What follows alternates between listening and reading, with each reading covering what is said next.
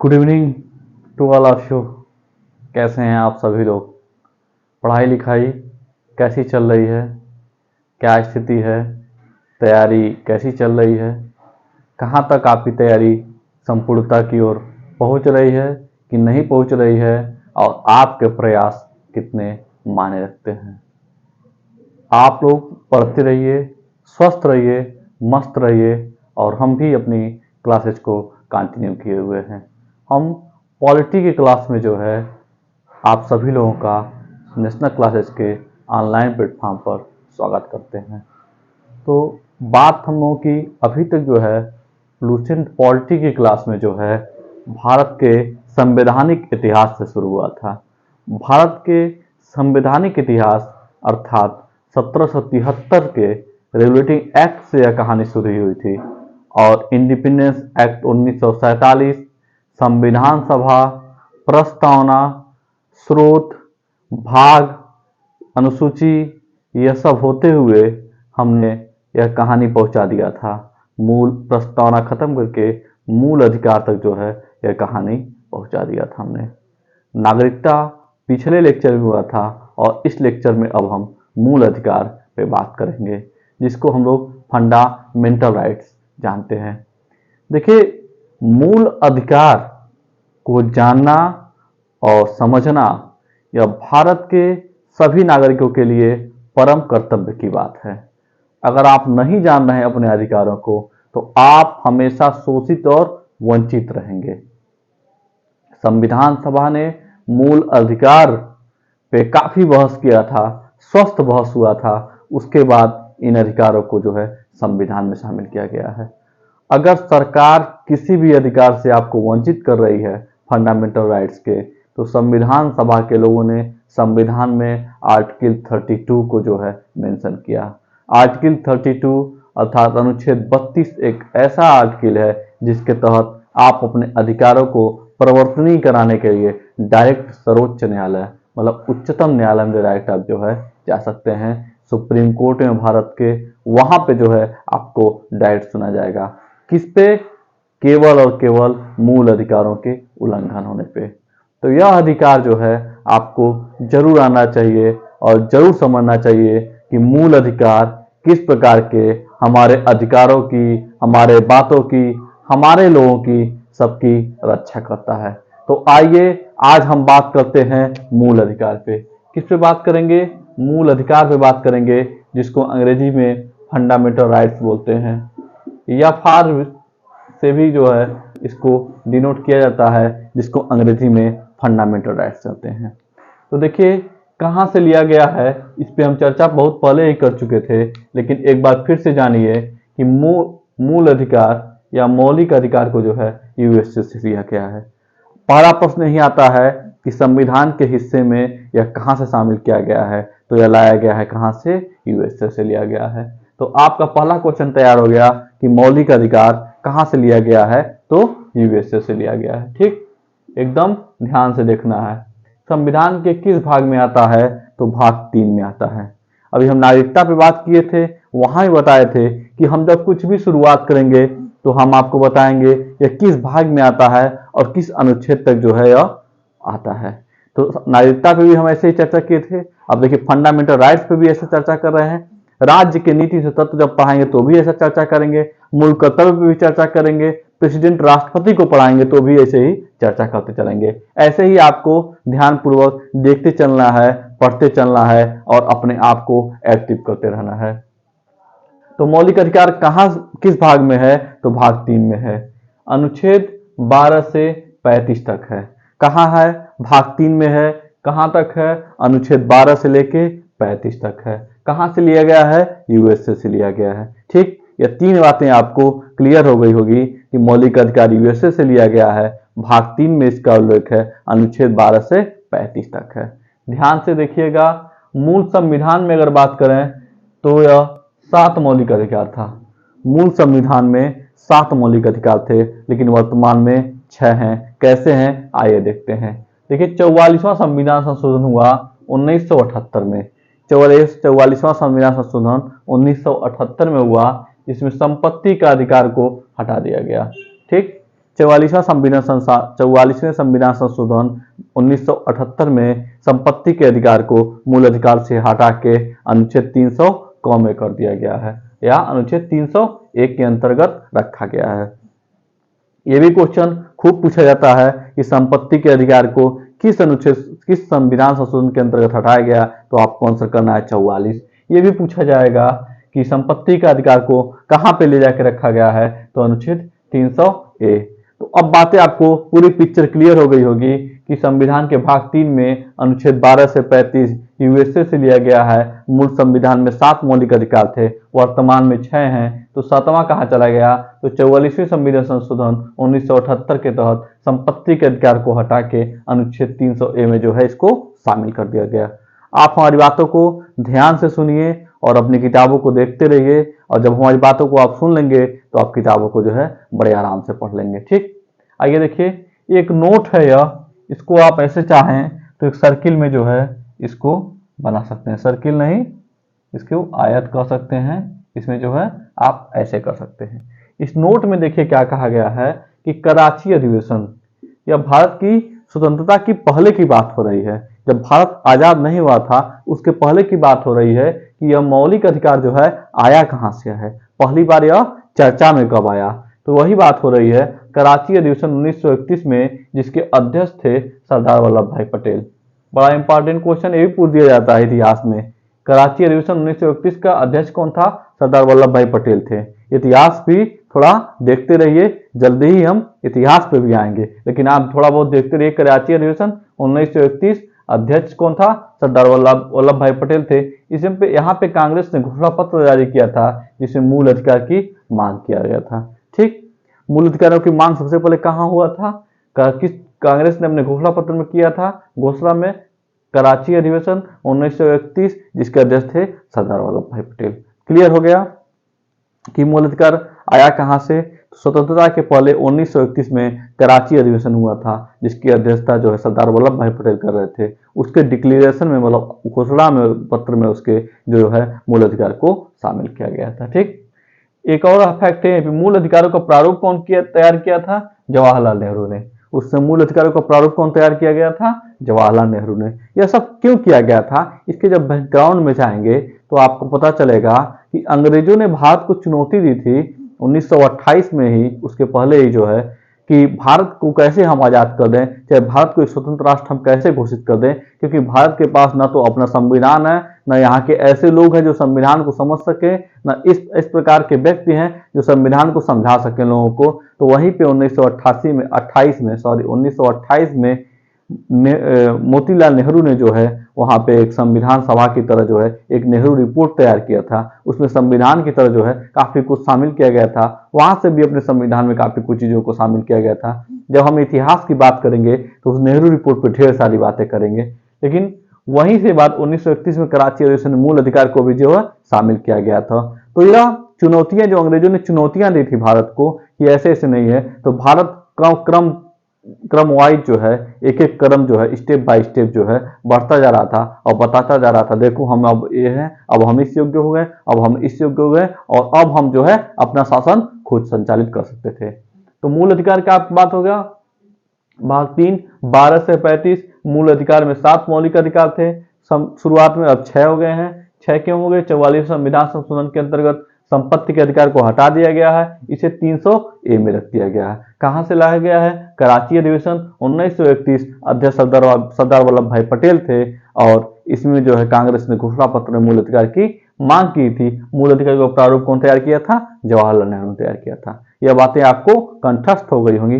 देखिए, एक बार पढ़ लीजिए फिर दोबारा ना पढ़ना पड़े, इसलिए जो है हम आपको टाइम लेके चीजों को बार बार दोहरा के आपको बता रहे हैं। ठीक, अब आगे देखिए, मौलिक अधिकार की बात करते हैं, कौन कौन है।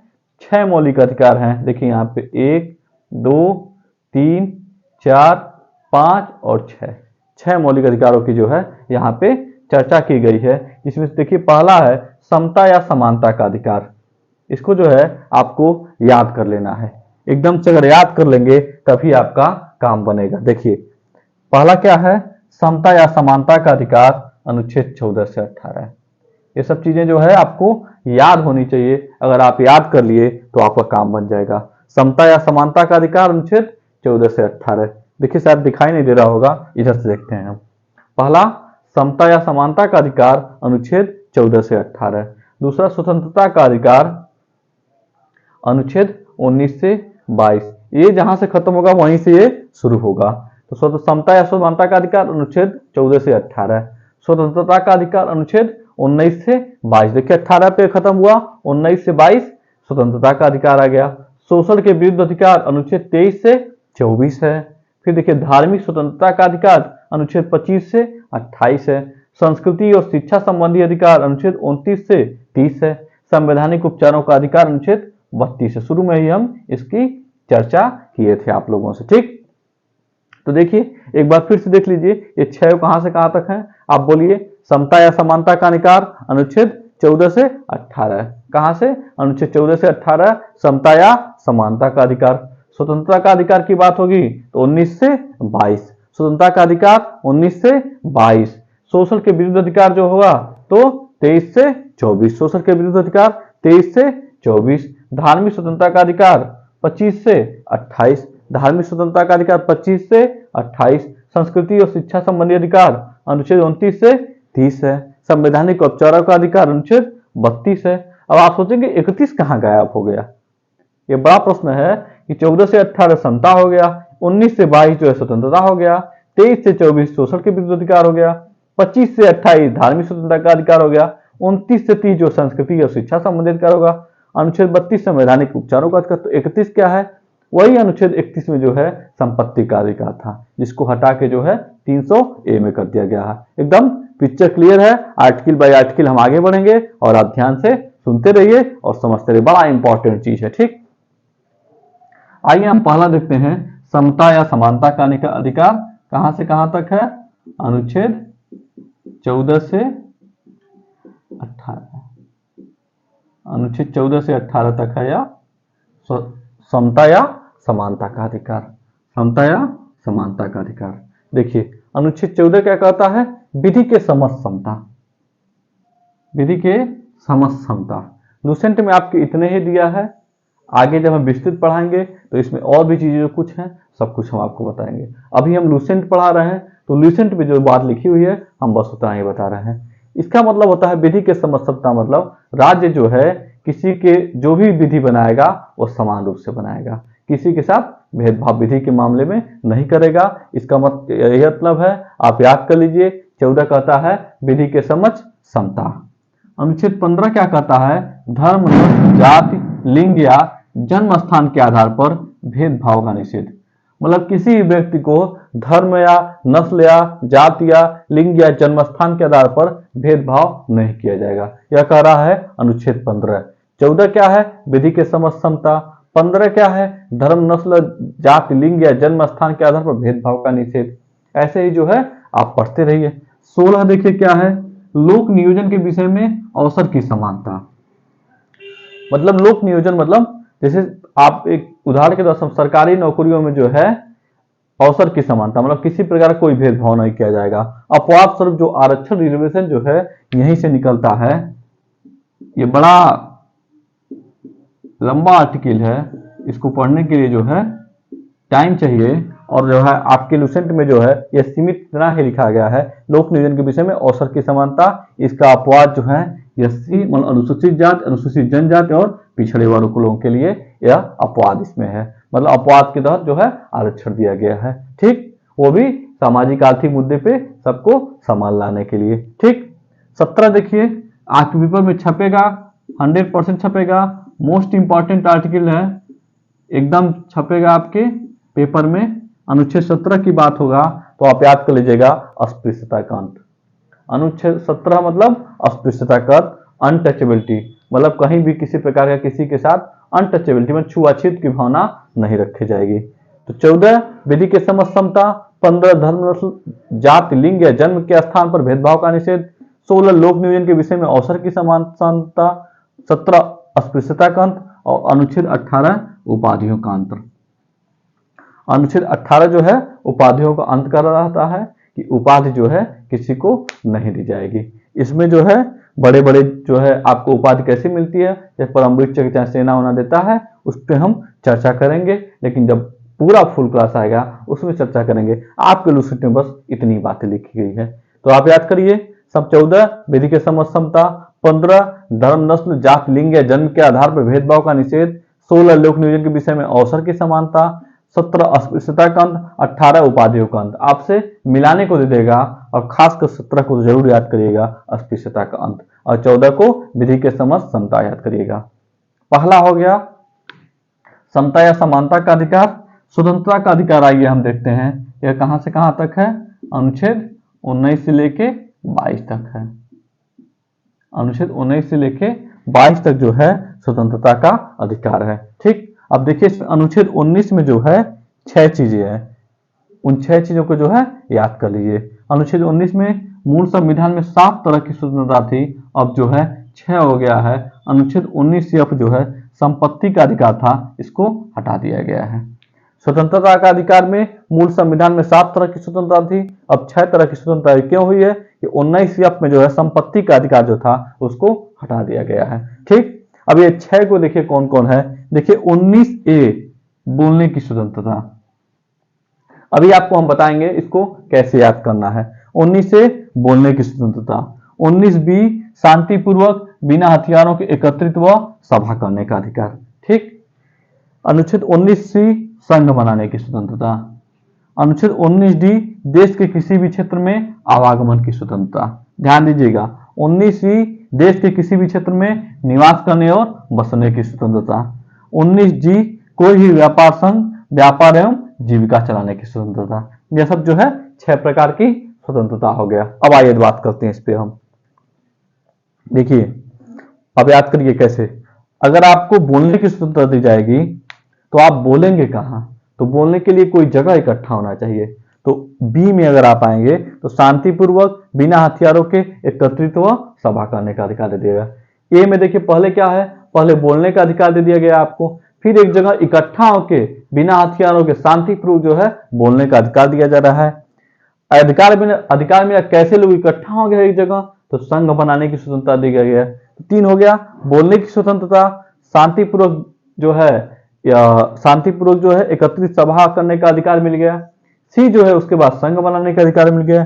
डी क्या है, जब ये सब हो गया देश के किसी भी क्षेत्र में आवागमन की स्वतंत्रता, आप जो है संघ बना लिया, आप कहीं भी जो है किसी भी क्षेत्र में देश के किसी भी कोने में आ जा सकते हैं बेरोक टोक। अगर मान लीजिए कोई कहता है कि आप मध्य प्रदेश में मत आइए, तो आप कहेंगे नहीं, 19D कहता है हमारा संविधान कि देश के हर क्षेत्र में आवागमन की स्वतंत्रता है, इसलिए आप हमको किसी बेस पे जो है रोक नहीं सकते। ठीक, अब आवागमन जब आप करने लगेंगे तो आपका मन करेगा निवास करने के लिए, तो 19C कहता है देश के किसी भी क्षेत्र में निवास करने और बसने की स्वतंत्रता। मतलब बोलने की स्वतंत्रता हो गया, फिर जो है शांतिपूर्वक जो है सभा करने का अधिकार हो गया, फिर संघ बनाने का अधिकार हो गया, फिर आपको कहीं भी जो है आवागमन करने का अधिकार हो गया। जब आवागमन करने लगे तो आपको जो है निवास करने और बसने की स्वतंत्रता हो गई। उसके बाद जब है जब निवास कहीं भी निवास करेंगे और बसेंगे तो व्यापार एवं जीविका चलाने की स्वतंत्रता मिलनी चाहिए आपको, तभी तो वहां सर्वाइव कर पाएंगे। तो 19G का कहता है व्यापार करने और जो है जीविका चलाने की स्वतंत्रता देता है 19G। तो अब देखिए याद हो गया आपको, ए क्या कहता है बोलने की स्वतंत्रता देता है, बी क्या कहता है, बी कहता है भाई ठीक है आप जो है एक जगह इकट्ठा होकर जो है सभा कर सकते हैं। सी क्या कर रहा है, संघ बनाने की स्वतंत्रता दे दिया है। अब संघ बनाने की स्वतंत्रता मिल गया तो हम घूमने फिरने की स्वतंत्रता करने लगे। तो डी क्या कहता है, आप देश में कहीं भी आवागमन करने की स्वतंत्रता है। अब जब आवागमन हो जाएगा, आपको कोई जगह अच्छी लग जाएगी तो वहां आपको रहने और बसने की स्वतंत्रता मिलनी चाहिए, और रहने और बसने की स्वतंत्रता मिलेगी तो व्यापार और आजीविका चलाने की स्वतंत्रता मिल गई। ये 6 स्वतंत्रता आपको ऐसे याद हो जाएगा। वैसे याद करेंगे तो कभी नहीं याद होगा, जैसे हम बताए हैं ऐसे करेंगे सोच सोच के तो आपको याद हो जाएगा। देखिए नोट में है प्रेस की स्वतंत्रता जो है 19A में है।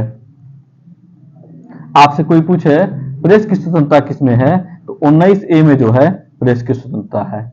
क्यों है, क्योंकि यह भी तो बोलने से ही संबंधित है। प्रेस की स्वतंत्रता भी जो बोलने से है, अभिव्यक्त करने की स्वतंत्रता है। तो 19 से जो है अगर संविधान पढ़ेंगे तो उसमें दिया है वाक एवं अभिव्यक्ति की स्वतंत्रता। यह जो है एकदम सही है, लेकिन लुसेंट में आपके बोलने की स्वतंत्रता लिखा है, लेकिन उसमें देखेंगे तो वाक्य एवं अभिव्यक्ति की स्वतंत्रता, मतलब बोलने और अभिव्यक्त करने की स्वतंत्रता है, तो इसमें जो है प्रेस आ जाएगा, क्योंकि प्रेस बोलने की भी बात का काम करता है और जो है उसके बाद से अभिव्यक्ति की भी जो है स्वतंत्रता की बात करता है, तो इसमें प्रेस आ जाएगा। ठीक, तो अभी तक जो है हम लोग पहुंच गए अनुच्छेद 19 तक पहुंच गए हैं। अनुच्छेद 20 से जो है हम इसके अगले वीडियो में देखेंगे। तब तक जो है लाइक करिए, सब्सक्राइब करिए, मस्त रहिए, स्वस्थ रहिए, पढ़ते रहिए। जरूर जिनको बड़ी मेहनत से पढ़ा रहे हैं इन चीजों को पढ़ते रहिए, किताब आगे रखिए। एक बार अगर आप पढ़ लिए तो फिर लुसेंट जो लोग कहते हैं याद नहीं होता, पढ़ नहीं पाते हैं, वो आपको याद हो जाएगा, पढ़ लेंगे। ठीक, मिलते हैं अगले वीडियो में, तब तक के लिए नमस्कार, जय हिंद, जय भारत।